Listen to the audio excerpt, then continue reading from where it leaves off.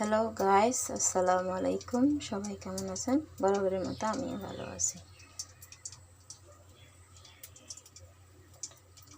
আজকে একটা আবার নতুন রেসিপি নিয়ে আসলাম।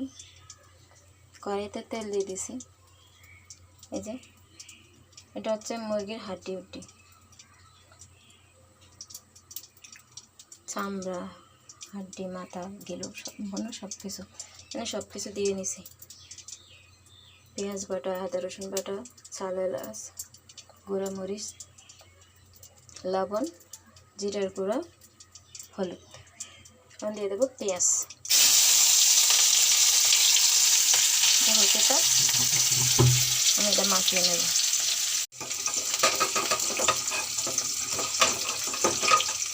একসাথে মাখিয়ে নেব।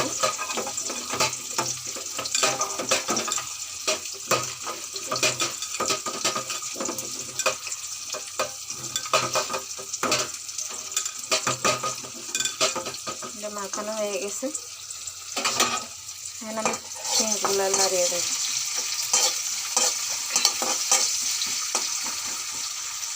পেঁয়াজ ভাজা হয়ে গেছে।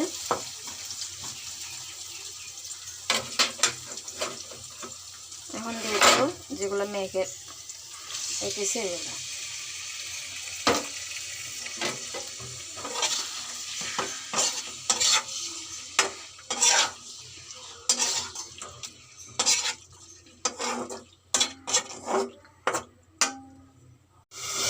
দেখি ঢাকনা উল্টিয়ে দেখুন কত সুন্দর কালার চলে আসছে।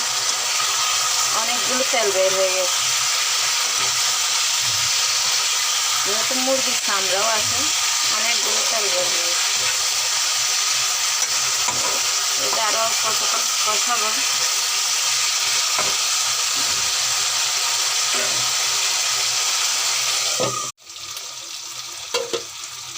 এই যে দেখুন কত সুন্দর কালার চলে আসছে। একদম কষানো হয়ে গেছে ভালো মন্দ। দিয়ে দেবো আলু। আপনারা আমার ভিডিওটা না টেনে পুরোটাই দেখবেন, তাহলে আপনাদের ভালো লাগবে।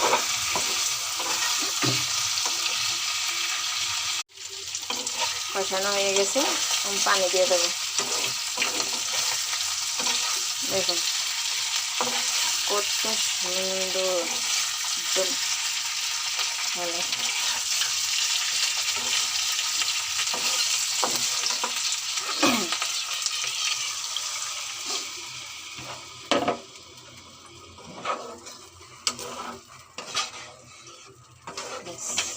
বেশি পানি দেবো না। আমার মুরগির মাংস দিয়ে ফ্রাই হয়ে আসছে।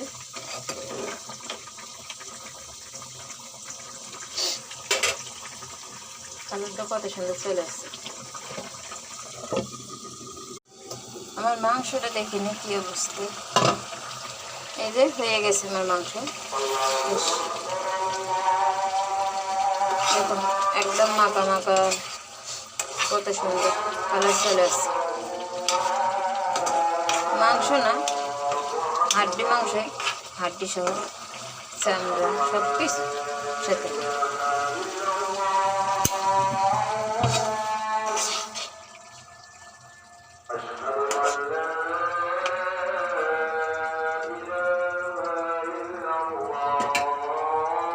দেখুন কত সুন্দর কালার চলে আসছে।